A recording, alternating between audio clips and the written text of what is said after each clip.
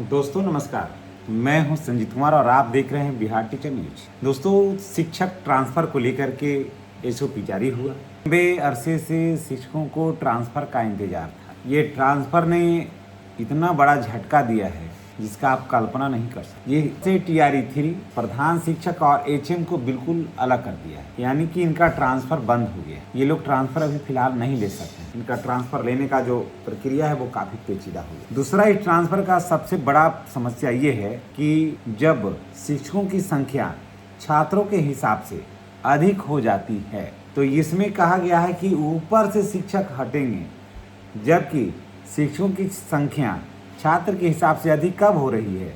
जब आप नीचे से शिक्षक को आप भर रहे हैं तो किन्हें हटना चाहिए? नीचे से, ना कि हटना चाहिए ऊपर। ये अजीब समस्या है।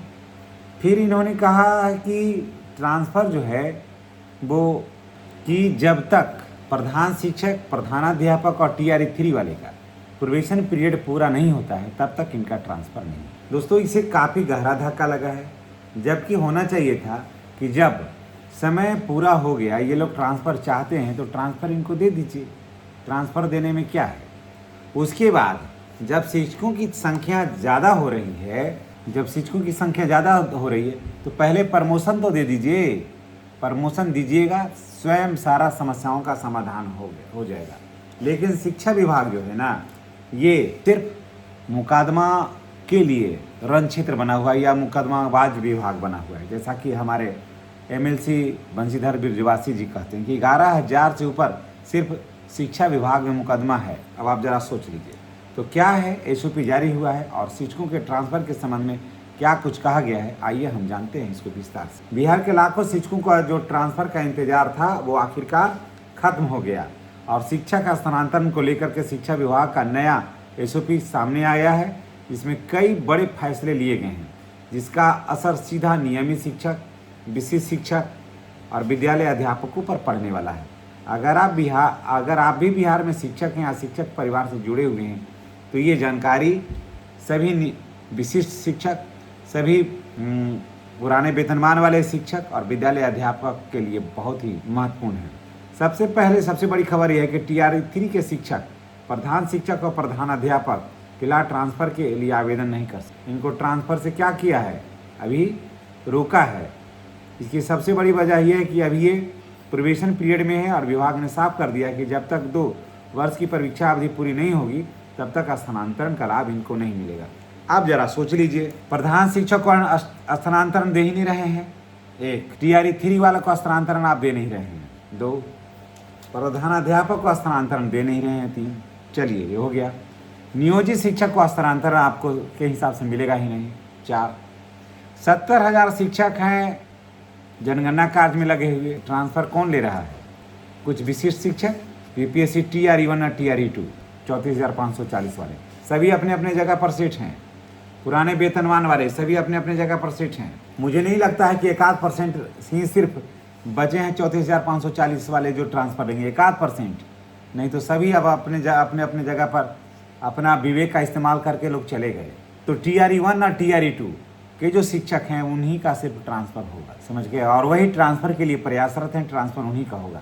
और ऐसे अगर कहा जाए तो नियोजित हो या विशिष्ट हो, इनको चाहिए, इनको ट्रांसफ़र नहीं चाहिए, इनको प्रमोशन चाहिए। प्रमोशन, ट्रांसफ़र लेके क्या करेंगे?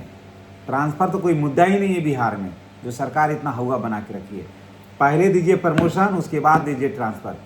शिक्षक सरकार से कुछ मांग रहा है, शिक्षक जो है वो सरकार से कुछ मांग रहा है। 22 साल से सेवा दे रहा है, सरकार क्या दी है इन शिक्षकों को? जब इनका सेवा का अवसर आया, इनको प्रमोशन का अवसर आया तो दुनिया भर का सवाल जवाब हो रहा है। अभी इनका प्रमोशन रोक करके ट्रांसफ़र सरकार कर रही है, जबकि सबसे ज़्यादा ज़रूरी है प्रमोशन। अब चलिए थोड़ा सा चलते हैं ट्रांसफ़र की तरफ। दूसरी सबसे बड़ी बात है कि 5 वर्ष की सेवा अनिवार्य मानी जा रही थी, उसको रोका है, लेकिन नए एसओपी में उसे शिथिल कर दिया गया है। यानी यदि किसी शिक्षक की परीक्षा अवधि पूरी हो चुकी है तो वह आवेदन कर सकता है, भले ही उसकी सेवा 5 वर्ष से कम हुई है। चलिए यहीं यहाँ पर एक न्यूज़ ठीक है, लेकिन सबको रहना चाहिए था कि जो भी ट्रांसफ़र लेना चाहता हैं वो जाइए। अब बात करते हैं सबसे महत्वपूर्ण मुद्दे की, यानी कि अधिशेष और अभाव वाले विद्यालयों की। अधिशेष का मतलब जहाँ शिक्षक अधिक हैं, अभाव वाले विद्यालय जहाँ शिक्षकों की संख्या कम है। शिक्षा विभाग सबसे पहले उन स्कूलों की सूची जारी करेगा जहां छात्रों की तुलना में शिक्षकों की संख्या अधिक है। ठीक है, ऐसे विद्यालयों में अधिशेष विद्यालय माना जाएगा। वहीं जिन विद्यालयों में शिक्षक कम हैं उन्हें अभाव वाले विद्यालय में चिन्हित किया जाएगा। अधिशेष विद्यालय से शिक्षकों का समायोजन इन्हीं विद्यालय में किया जाएगा जहाँ शिक्षकों की कमी है। आप सोचिए कि शिक्षकों की कमी है वहाँ तो ठीक है, लेकिन सरकार का कहना है कि ऊपर की तरफ से शिक्षक हटेंगे। थोड़ा अंदर हम लोग चलते हैं। एसओपी के अनुसार यदि किसी विद्यालय में 5 वर्ष से अधिक सेवा वाले अधिशेष शिक्षक मौजूद हैं तो सबसे पहले अधिक सेवा वाले शिक्षकों का समायोजन होगा। लेकिन यदि किसी विद्यालय में सेवा 5 वर्ष पूरी नहीं हुई है तो सबसे कम सेवा अवधि वाले शिक्षकों का भी ट्रांसफ़र होगा। देखिए, इसको बढ़िया से समझ लीजिए। एसओपी के अनुसार यदि किसी विद्यालय में 5 वर्ष से अधिक सेवा वाले अधिशेष शिक्षक मौजूद हैं, यानी कि शिक्षक अगर अधिक है तो सबसे पहले जिनका सेवा सबसे ज़्यादा दिन है उनका समायोजन हो जाएगा, यानी कि सबसे पुराने शिक्षक वहाँ से हटेंगे।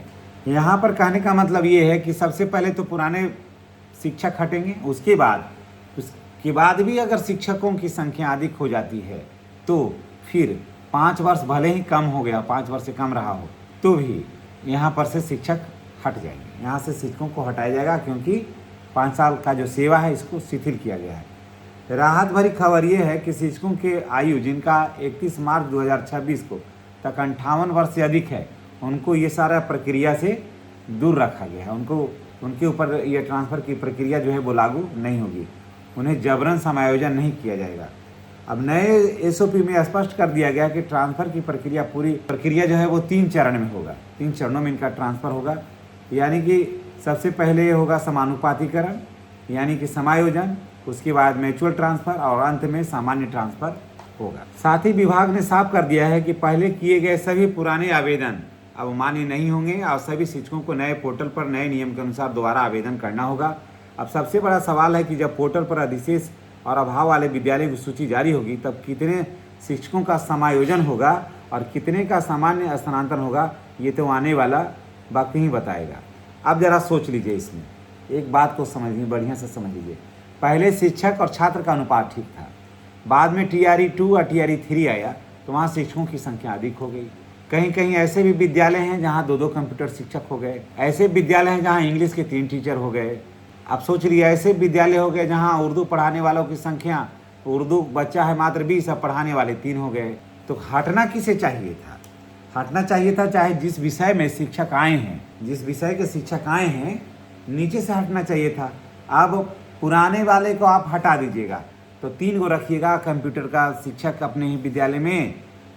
ऐसे उदाहरण से समझ लीजिए कि मान लिया जाए कि किसी विद्यालय में 8 शिक्षक हैं, उसमें से 3 जो हैं वो पुराने हैं, 5 जो हैं वो नए हैं, जिसमें से 3 कंप्यूटर टीचर हैं। ठीक है, तो 3 और 3 6 और 2 हैं, माने और कोई जैसे मैथ का टीचर, 2 मैथ का टीचर। अब आप सोचिए कि पुराना ऊपर से 3 हटा लीजिएगा तो 2 मैथ का टीचर हो जाएगा और 2 कंप्यूटर का टीचर होगा, बाकी विषय को कौन पढ़ाएगा। तो ये सारी त्रुटियां हैं इसमें, जो कि इसमें सुधार होना अति आवश्यक है। अब मुझे लगता है कि ये सुधार जो है ना, आवेदन होते होते इसमें सुधार होगा।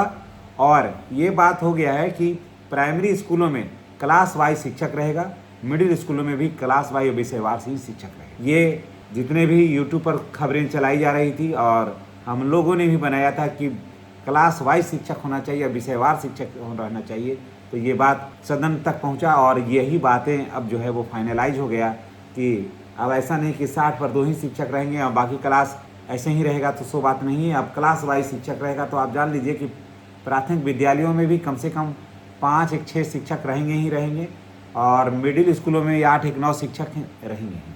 तो चलिए, इसी के साथ हम आपसे विदा लेते हैं। नेक्स्ट वीडियो में हमारी और आपकी फिर मुलाकात होगी। चैनल पर नए हैं तो चैनल को सब्सक्राइब करके बेल आइकन को दबाना नहीं भूलिएगा। धन्यवाद।